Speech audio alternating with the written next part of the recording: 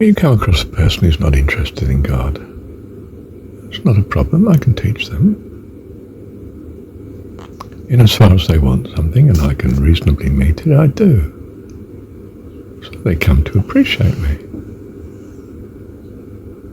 They therefore have more of my company. More of my company necessarily influences them because they start to see who I am.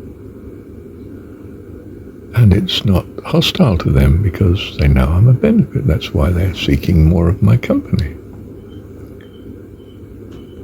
So I meet many trivial needs. I talk about health, the right diet, the right exercise, the right breathing, the right way of relating to others. Non-violent communication like Marshall Rosenberg preaches, teaches. Do you see? So we seek more of the company of such people. And they teach us other things that are of benefit to us, so we come to trust them. So when we see they hold some things that are just so different to us, well, we don't want to reject it because we value them. But it's a puzzlement to us. It presents us with something on the menu we didn't expect. And there may come a time where you choose to try such things. And that may lead you on to the next thing and the next. So, there are many recordings on many different aspects of life to help be a blessing in such. And some people will be attracted to some of the recordings because of that.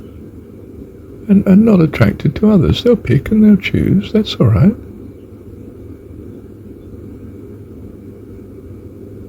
But it draws them in. And it draws them in for the right reason. You're showing kindness in that you're meeting the needs that they feel they have. But actually you're trying to meet their true need. And they come to trust you. And they come to think, well, he's a very strange guy, but I wonder if he has something. Perhaps that's why it's such a blessing to me. Perhaps that's what I value too. Perhaps I do want God to exist. Well, he's sort of God anyway, or at least in some ways his sort of God. But my sort of God. My soul longs for you. Nothing else will do. Wow. So we're a true blessing. Not simply a blessing in the way that they feel they need, but a true blessing. On many different fronts, many different issues in life, we come and we help, and they're happy about this, and grow to love us for it. And it's love that counts, of course. Nothing else will do. Love you, Heavenly Dad. Thank you, Dad. You see, we learn from fishing. We learn from all these things lessons we're getting in the world. I used to go fishing. What do you do when you're fishing? You sit still. Very still. And you wait. And you watch. And you enjoy the beautiful countryside of nature. The canal or the river, the stream, the lake, the pond. You gaze across the water. You're meditating. That's why the man loves to go fishing. He's meditating. I think of freshwater fishing. I've not done seawater fishing. And I haven't been fishing for years, decades and decades, of course.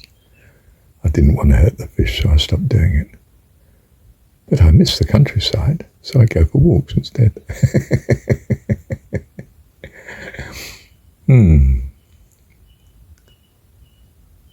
But do you see? So when you're fishing,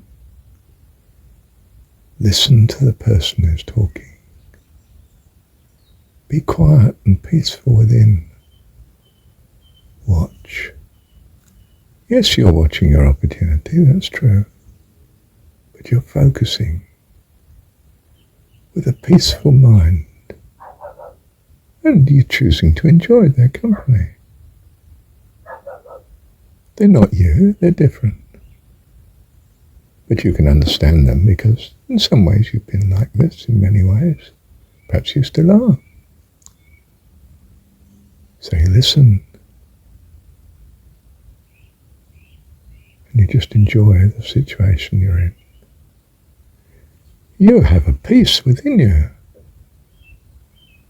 You're not crowding them with words. You're not ramming the gospel down their throat or anything like that. You're just blessing them where you can, where it's wanted, where there's space. And where there isn't space, you don't interrupt. Sure, you don't spend all your life fishing. I mean, you've been fishing for a few hours. You stop and have lunch or walk on, try another spot. Or go home, see Mum. And you got your friend's dog with you. Well, actually, it's Mum's friend, the gardener. And I've got his dog, big Alsatian. I love dogs. And of course, he's like a trusted friend and someone who's loving being with you, enjoying life. And it's a great protection. You don't have to worry about other kids or anything like that. And you long to have a dog. Someone who just loves being with you. You see, you're learning all the time what you value, who you are, who your God has to be. How wonderful. This is the creation God has made for us. A school beyond schools. And it's a home school, according to Jesus. God living in us, dwelling in us, guiding us. Every thought you have is from his mind. And your access, as far as I know, is according to your PIN number. And your PIN number is the values you have. I must rush. I've got to take the kids to school. And it's a beautiful, sunny, cold morning in New Zealand. It's midwinter. But beautiful. Well, it's a cold night, but I mean, it's a lovely sunny day. Bless you. Thank you, Heavenly Dad.